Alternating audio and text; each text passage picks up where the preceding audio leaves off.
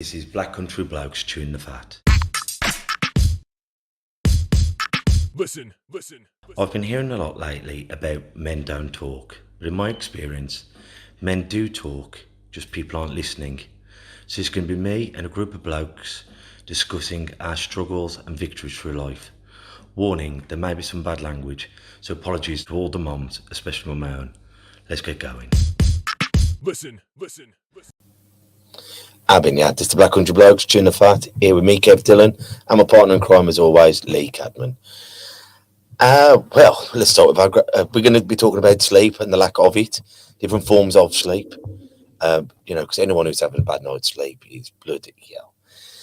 It's the first way to go crazy. But we're going to start the show, as we always do, with our gratitude list. And quite frankly, I've got quite a lot to be grateful for this week. We had our boxing show on Sunday. Had 14 bouts, 3 of those were skills, with no winner or loser. And we come away with 7 winners and 4 unlucky people who didn't win. So I was very grateful for all the people who turned up. I was grateful. Well, I did the fire walk last week for the Black. Was it last week or the week before? Oh, good asking me. Week before, I think. Week before. I was grateful for all the people. We've raised nigh on £400 money for the Black Country's Women's Aid, Women and Children in Refuge, and loads of household stuff and toiletries. And we've just been on ITV, me and Osama. Councillor Adam Davis organised for ITV to come down, film us, because Osama is going to be going to the Worlds in Spain this Sunday. He's going to be flying over, and I think he boxes next week. So once again, grateful that ITV come down and talked about the club.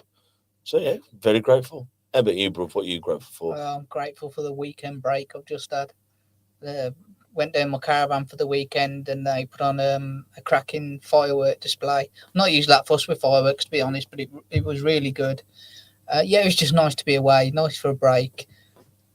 Hardly touched my phone, hardly had anything going on. So yeah, it's just a nice chill. And obviously our award, Kev, I've got to mention our award, brilliant. our Spotlight Award from Dudley CVS. It was fantastic to go there. I think that's last Wednesday. Yeah, last Wednesday to go and collect that. Unfortunately, he was ill for it, wouldn't you, Kev? But it was a great experience. It was great being there and seeing all the wonderful work and the wonderful people around Dudley and the Black Country area who do so much for nothing, for volunteer work and watching them get recognised for the good that they do. Well, that's one of the main reasons why we started this, and I repeat myself a lot, but there's so much goodness out there, but we don't hear about it. And I was talking to Dan today from ITV, and he was saying, I love these kind of stories where it's positive in sport and grassroots clubs and a potential future world champion, which I honestly believe Osman will be, a world champion. And it's great because we're bombarded by bad news. We're bombarded with death, misery, and I just want to give good people a shout out, saying, there are wonderful people out there, wonderful organisations. And if you are struggling, there are these people to help you. Like we've got Ballet coming on for Papyrus on our radio show on Black Country Extra this Thursday. We've got Dr. Steve coming on next Tuesday. He's coming into the studio to talk about men's health and mental health, and as well as lots of different stuff. And it's great. I feel so privileged to be on this journey where you're going, wow, another wonderful person in our lives. But sleep, the reason why we're going to talk about sleep, the other day, funny enough, the day before my boxing show, I normally have a couple of drinks, but I felt that poorly. I'm touch wood, I'm on the mend. But I normally have a drink to help me sleep the night before the show because I get stressed. But I couldn't drink, so I put on Inception. Remember Inception? Leonardo DiCaprio. Yeah. And I got In Dreams. Yeah. And I was thinking, because normally... That's the kind of film that could put you to sleep as well. I liked it. It is a good film. It's just very long and very confusing, if I remember right. Well, the reason why, because normally if I'm poorly, I like a Shaun of the Dead or Forrest Gump, something I've seen a million times, just switch off to. But I was thinking, my mind is going 10 to the dozen. So you watch that? I'll put something on just to blow my mind, just to really. But then the day after the show, I had sleep paralysis. And for anyone who doesn't know what that is when you're asleep, but you can't move, you can't wake up, and you feel paralysed. And you can't move, and I can't swing my arms, and And in my dream, I was shouting, but nothing was coming out. And then I woke up and I was, oh, God, knocked me in bed. And I fell back asleep and I had another one. And I had 3 consecutive dreams with this paralysis in. And in the last one, I could hear my daughter get up, walk across the landing, and she was holding my hand in my dream. But I couldn't wake up. And then in my dream, I was frightened of scaring her. And it was weird. But I mentioned this to someone yesterday because I took the coach's out for a meal. And he was saying he has it terribly. But what he has to do is try and stay calm and focus on moving his leg. Because you're aware that you're dreaming, but you can't wake up. It's horrible. Have you ever had it? No, never had it. I don't think I'd sleep deep enough to have it, to be quite honest. We probably talk about sleep a lot more than we realise, because pretty much every phone call you phone me, you ask me how my daughter slept, because that usually is an indication to how I've slept. So it's quite a big topic of conversation with us too, isn't it? But I don't think I sleep deep enough to have things like that. Thank God for that to happen, because in the situation you're in, there's always a monitor next to our bed, and if my daughter stirs at all, me or my wife, one of us gets up and helps her through a seizure or does anything. But if she even moves slightly, we look, because there's a thing called SUDEP as well with epilepsy, which is sudden unexplained death in epilepsy. And I read some stats about it the other day. What's what you can do, don't you, that? Yeah, I mean, it was really quite scary, to be honest, because they really don't know what caused it. They don't know what's going on. And it does, and it is something we're aware of with her having epilepsy. So yeah, it is. It's quite scary doing that. But on top of that, with the amount of stuff that's going on in my life, so an average night we get up probably, between me and my wife, anywhere between 3 to 5 times for my daughter. So we get up out of bed, whatever time it be, to help her through a seizure or give rescue meds, whatever. But also, there's a lot going on in my life that the problem I actually have is when I go back to bed after, say, she's had a seizure, it's calmed down, I've gone to bed, my mind's kicked in then. So then I won't sleep. Like, I can guarantee, on top of that happening every night, there's also one night a week where I won't sleep at all. I won't have any sleep at all. Because I just won't, my mind won't be able to switch off. That's the worst thing. You know, when you're bollocks, you're just tired, physically tired, and your mind's there going, da, da, da, da, da, da, and you're thinking, come on, guys. I just feel like when all them years ago, like doing exams, but it was the other way, your body's ready to go, but your mind's tired.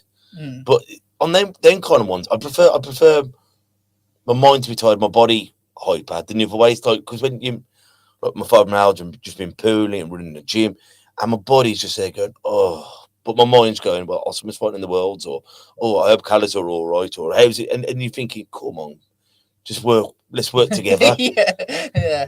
Well, I mean, I'll say at least once a week I won't sleep at all through a night, and I used to fight that.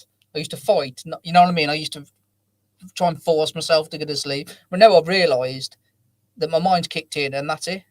So why stress myself even more by trying to force myself to go to sleep? So usually I'll just get up now.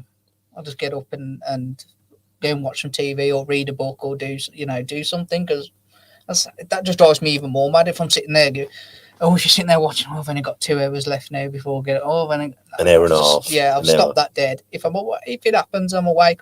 That's it. I'm awake. Okay, and I'll deal with it. And the less you do get used to not having as much sleep as well. I'll say that, because obviously before my daughter was born 8 years ago, we all but my other 2 kids, when they woke up, which was rare. I had perfectly good sleep. I've always been a light sleeper, and I've never needed that much sleep either. So thank God. But there is some days where it does catch up to me, and I always know when that's happening, because I'll be getting up in the morning. I'll have to get my daughter ready for school, so I'll be something as simple as putting a school T-shirt on, and because she doesn't understand, she's not helpful doing it. So and this is every day. So she's not unhelpful at the same time. It's just like, if you're putting top on, you put your arm through and then you push it out, don't you? Well, she'll just keep her arm there. So she won't be pushing it through the hole and things like that. And I know when I'm really tired, because that aggravates me, and I have to stop myself and go and just take a breath and go, she don't realise what she's doing. It's just because you're tired. So it's no different to any other day. It's just you're tired at this point. So kind of don't get heated up about it. Once again, that's growth, though, isn't it? Yeah, Because yeah. and we're all like that, and we're all not a nice person when we're tired and grouchy, and Mm. you got your own shit, and you find yourself yelling, Snappy and yeah. yeah. And sometimes, but I think we've got to go. You know what? I'm sorry. Mm. You know what I mean, to your partner, or something. Just go, look. I know I'm a bit snap, but and I have it because like being unwell all the time, and you snipe at someone, and you're going, look, I am sorry. It's no justification, Mm. but I'm fed up of feeling poorly, or I'm tired, or it's. But I think it's when you catch yourself doing it, isn't it? Yeah, yeah. And I feel so for okay because I'm bad all the time, and not. And she's going, look, stop moaning because there's nothing I can do for you. And you're just getting me down. But then you feel like, well, I also feel down, and you're my missus, so I should be able to moan at you. So I just phone you up instead and just moan at you. Yeah, that's about it. Yeah. I've got Steve tuning in. How you doing, Steve? Hope you're well, mate. And obviously, he's written a really long message for me to read out because he knows how much I love them. So I'll just put it up on screen and I will read it out. So Steve said a lot, to be honest, but I'll do his last message because it was an interesting one, Steve. You ever tried sleep talk downs, Lee? Lots on YouTube, and they have always helped me. Just search sleep talk downs. Sure, the ones I listen to are by Jason Stevenson. You know what, Steve? I haven't, but I'll take a look at that. I'll kind of go in between this though as well because I kind of don't want to sleep too deeply because I'd be frightened I missed my daughter having a seizure or something like that. So I can't, you know what I mean. I'm kind of like, I don't. If I sleep too deep and I miss that, or if me and my wife sleep in too much of a deep sleep and we miss something, God forbid. But it is. It's that nervous energy in it. Yeah. It is, and I bet you. Well, you live your whole life on it, don't you? Because how about if some of them stats you're on about? You were saying about what kind of things was that like with the epilepsy? Well, it wasn't just around. I've got to remember them now. Cheers, Kev. You knew I won't remember them. But there was a fact in there that really shocked me, and there is Parkinson's, motor neuron disease, and there was another condition. And basically, it's something like 300,000 suffer from that in the UK, whereas epilepsy, it's well over 600,000, double. The funding for just Parkinson's per head is £224. For epilepsy, which more people suffer from, was £24. See, that's very surprising to me. That is. But yeah, so I can't remember the full facts of SUDEP. I'll try and get them up actually while I'm doing. But I mean, it's a lot of people who relate to what we're saying regarding sleep as well, because some of the facts regarding sleeps I'll put in the notes, and it's 1 in 7, so that's 14% of Brits survive on dangerously low levels of sleep, under 5 hours a night. Nearly 3/4, 71% of UK adults do not have the recommended 7 to 9 hours sleep a night.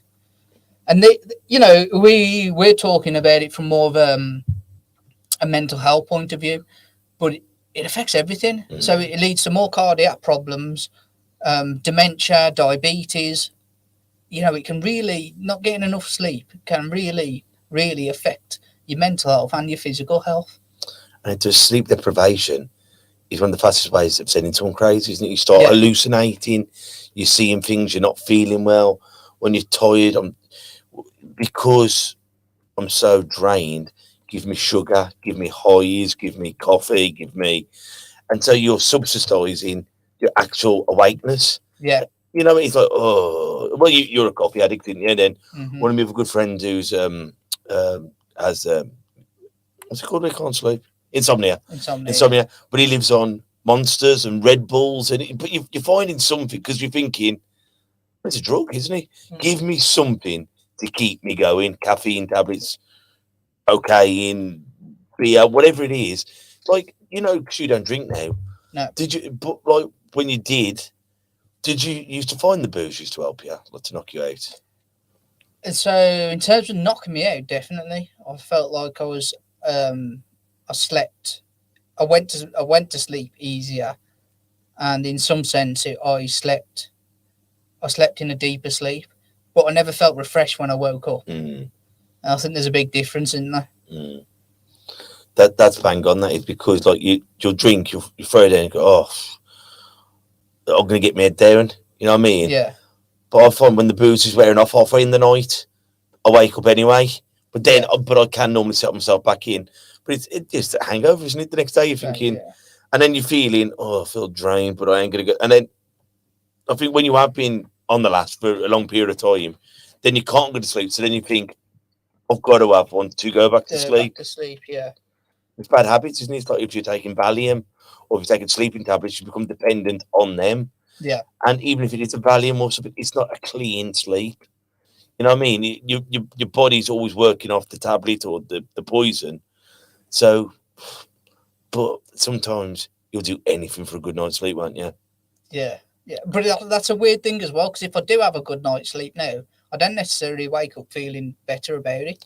Because your body's had you're not used to it anymore, are you? Yeah, it takes you out your usual routine, I suppose, your usual groove. But yeah, it's I can have a good night's sleep and actually feel quite awful in the morning. Well, wasn't it only the other week the baby was sleeping right through, wasn't she? Yeah, and that all it I've had. Yeah, well, that's it. That was the other thing. She started sleeping the night through, and most parents would be really happy with that. But that's because it's such an oddity for us. It was it was just weird.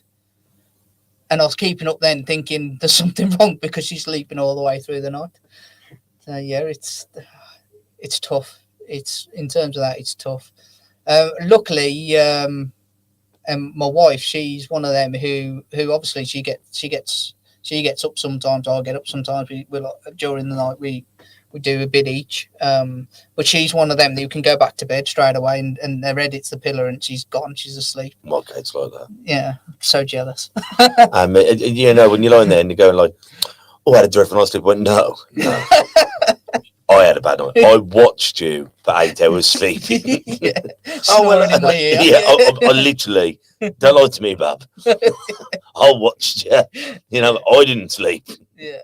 Yeah. So I just found the fact about SUDEP, and it is 1 in 1,000 people who suffer from epilepsy die from SUDEP. And what is SUDEP?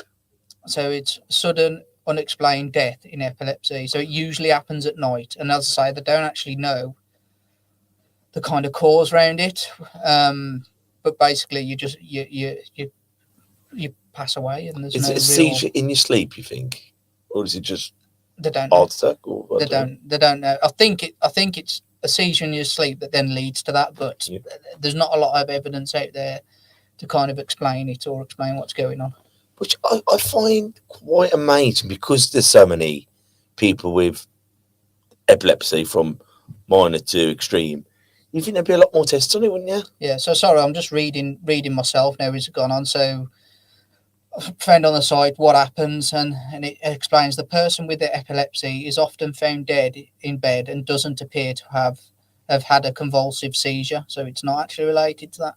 So over 1/3 of the time, there is a witness seizure or signs of a recent seizure close to the time of death. They are often found lying face down, and no one is sure about the cause of SUDEP, and it may differ between cases. Some researchers think that a seizure causing irregular heart rhythm. Other research has shown breathing difficulties following a seizure leading to death. But in terms of within epilepsy, it's quite... it's scary, but it's also it's something that is happening often and more often. It's not something that's kind of controlled or you can do anything about, because you don't know what's causing it. 1 in 1,000 of epilepsy sufferers, that is. And there's 600,000 epilepsy sufferers in the UK. But I think when you're worried anyway and you're panicking anyway and you start going down the rabbit hole with everything, you do start thinking, well, I haven't had no luck now anyway. And then we catastrophise, don't we? Mm. Like with anything, like my bloody migraines the other day, you're thinking, well, it's brain cancer, it's you're thinking, like, because I've had a headache before and I've had a migraine before, when you have a consistent, you do. And then thank God I can't Google stuff because I'd be the world's worst. Mm. But you do start looking and you go, well, of my age and it's this. And before you know it, you've talked yourself into having it. Yeah.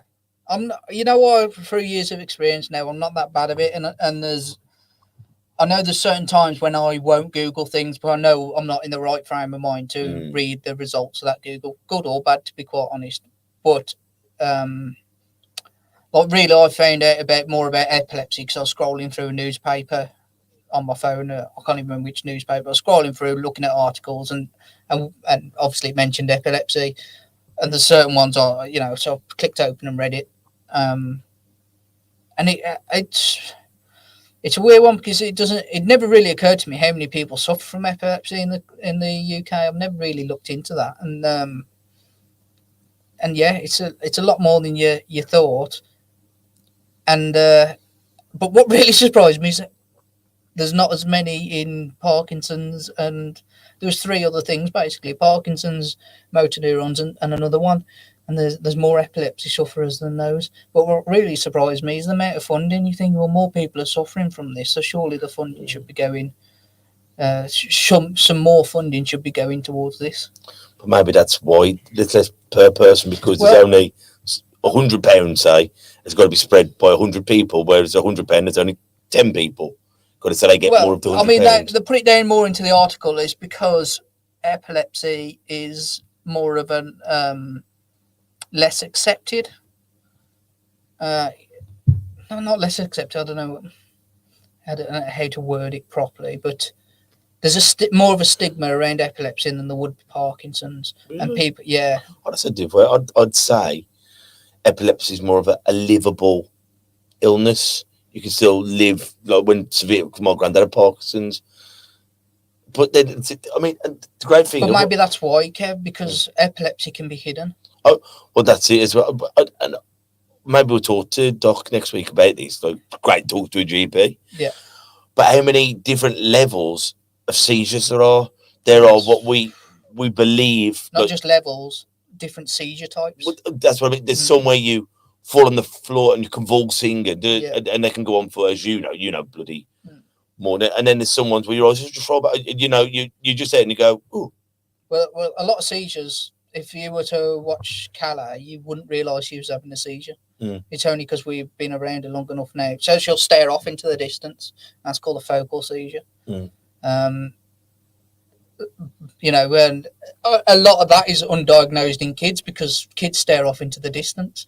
So and they can't explain what you know. That's mean? It. I mean, like Calla, because we know she's got epilepsy. Yeah. We see that and know, and she's had many different other types of seizures.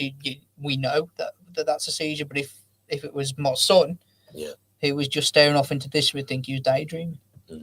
So yeah, there is tons. We've gone off topic anyway, haven't we? A bit, Kevin? No, it's great because, as you say, like out of all of our listeners all around the world, it's great, and hopefully, they might have epilepsy themselves, or someone that's, and would you scare them by mentioning? No, but it's hopefully they can research and have a look, and maybe the research will happen. But like when you've got your child, I mean, my daughter's able-bodied. Every point she had tonsillitis, bloody hell, on a small scale to yours.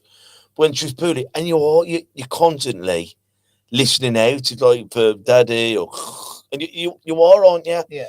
And they're the worst night sleeps because you're almost holding your breath to see if they're all right, aren't you? Yeah, definitely. Or like if your house has been burgled. Yeah. You're thinking it takes you ages. Like my flat got burgled all them years ago, and like you're never comfortable there because you're thinking, are they coming back? You know what I mean? When you're living through trauma, or if you've had an abusive house, like, you know what I mean? Same kind of, are they like, is that the door? Are they coming to do so and so to me? And it's when you're living with fear. Yeah. You know what I mean? And then, your house is supposed to be a castle where you lock all the baddies out, you go and go to bed. Yeah, you're safe. Yeah. And it's funny, I don't know about you, but like I can fall asleep so easy on the settee. But as soon as I get into bed, I'm thinking, all right then.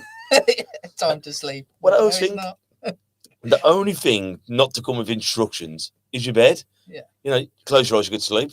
And it's the one thing you're thinking, bloody hell, if you could give me the answer. And like, you know, Kev, you've done absolutely everything today. You can't do physical anymore. This is your time to rest. And I tell myself a lot that. Yeah. Well, how about if Osman does this? Oh, no, Kevin, now's the time. How about Jasmine? No, Kevin, but it's like, and you know, when I go, think about nothing. But I'm thinking about nothing. Or, you know, start counting. And I go, okay, from 100 to 1. And I go, all right then. Still out sleep. This is why we had Nick Davis in, didn't we? Yeah. Many moons ago. It feels now, 3 years ago, probably.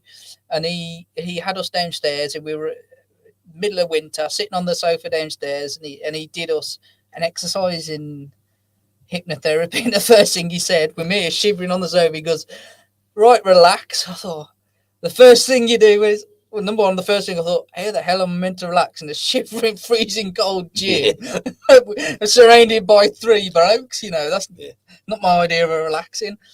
But then, but as soon as you say that as well, relax. Oh man, that's it. My head's going.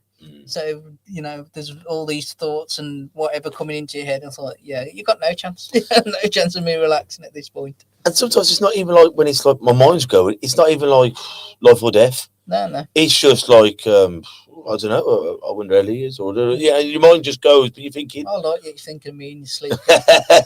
What do you and then you're thinking, wait, how the hell am I on holiday? Or am I, you know, my mind's gone in that restaurant we went to, or when I was in Merry Hill, and you're thinking, shut up, relax. You know what I mean? Leave me alone. Yeah, thinking. And then like how vivid dreams can be. And like sometimes you'll have a dream and you can't remember if you've done it. I was thinking, did I see you last night? Or did I, you know what I mean? And it'll be that real, or some will be that disturbing, and then like some people have, and someone once explained to me about dreams as a theory. Like if I have a dream about you, I'm not dreaming about you, I'm dreaming about what you represent to me. You know, if you like dream about your mom, you're not actually dreaming about your mom. It's like you're dreaming about a nurturer, or and it's funny, like different people have dreams and they're always being chased, or they're always on the hustle, or there's always violence in the dream, and you're thinking, well, what does that reflect with me? Am I always in conflict? Am I always trying to escape from something? Or is it just something that you've seen in the day? Yeah, and it can be like that. Like, I always think, like when I'm on holiday, I have bonkers dreams because my life is fairly simple. You know, I come to the boxing gym, I do my podcast, I see my family.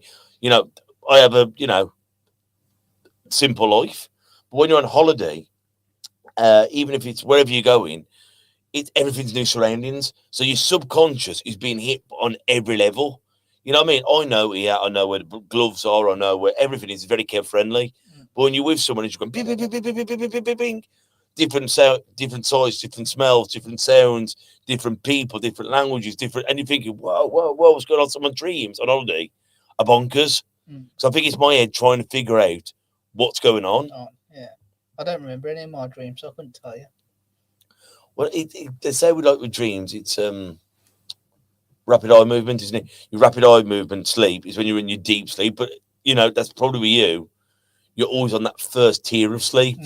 You're just hovering over, just in case. Yeah, I think so. But yeah, I don't remember my dreams when I do wake up. It's quite odd. But okay, Steve's asked a question. I've just I can't answer this because I've just have.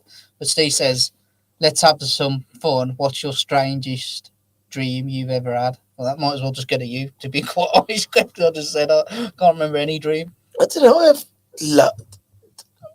They're always like, I don't know. I remember once having an elusive dream, and me and Nick used to work with it. It's like when you're aware that you're dreaming, and it'll be like something like, in this room. I've been in this room however many times, how many episodes. But then like you'll look around and it'll be like when you're aware that you're in a dream, like you'll see a clock and you go, I'm dreaming. But it's that point where you haven't woke up either. Then you can start to control the dream. I've been able to do it once. Like with that sleep paralysis, I was aware, but it was in a state of fear. It's like I'm going, I can't move. I can't, you know. So you're in a bad dream. Your dreams become a nightmare. But in a lucid dream, it's like, all right, then I can start doing stuff now. I can make this a happy thing, and I can now start going, all right, then conscious being, subconscious being, what can I work on?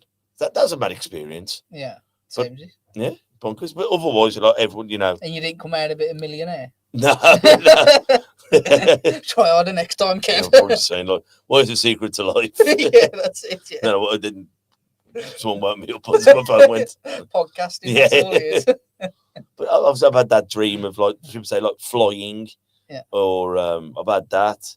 But there's been that ambition. Stay up to write his in anyway now, Steve. If you're still listening, let's see you. That's And when your writing teeth your- come out, you can feel them in your mouth. We're on a bit dream still. Yeah. Really fun. But like when we did our support group, and we mentioned it, so sleep paralysis, and it's amazing how many people in that room had had it. They said, when you go, like, oh, your teeth falling, they go, bloody hell, you've had that as well. Because we believe we're so unique, don't we? Well, we are unique, aren't we? We are, and we're not. In some ways, we think we're so unique, but then you go, me too. Bloody hell, how have we had the same dream? You know what I mean? There might have been different people in it, but we've got the same symptoms. Yeah. And I think, you know, when you do start, no matter how crazy something is, you put it out there, someone else has had it. Someone's crazier. Yeah. Someone can one up, yeah. Yeah. Yeah, maybe.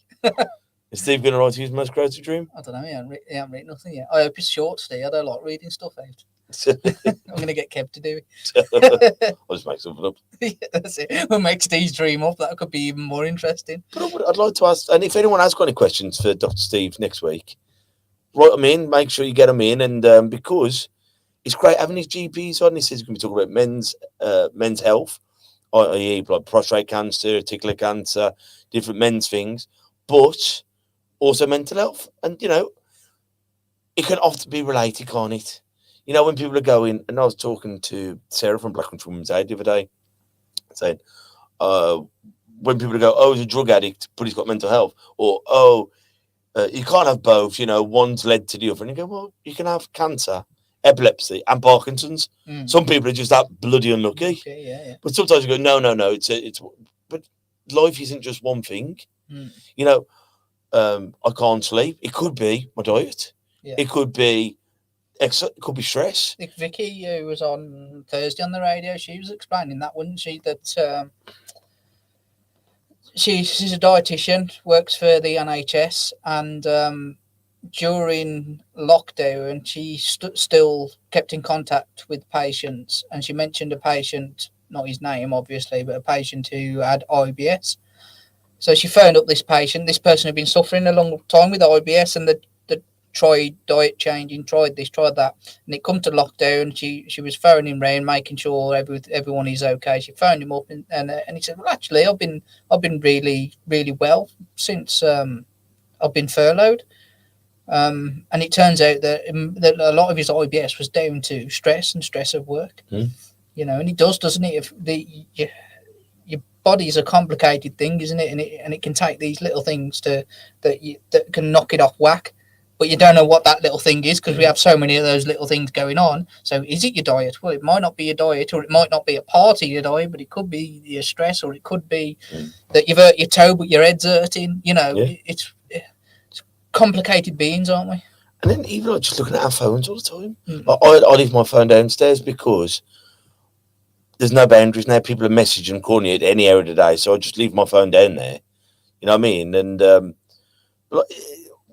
it's different things. It's say it could be a diet, it could be a phone, could be a TV, could be your work. It's all these things, but it's eliminations, isn't it? Changing the things that I can. Like obviously, you can't change your situation.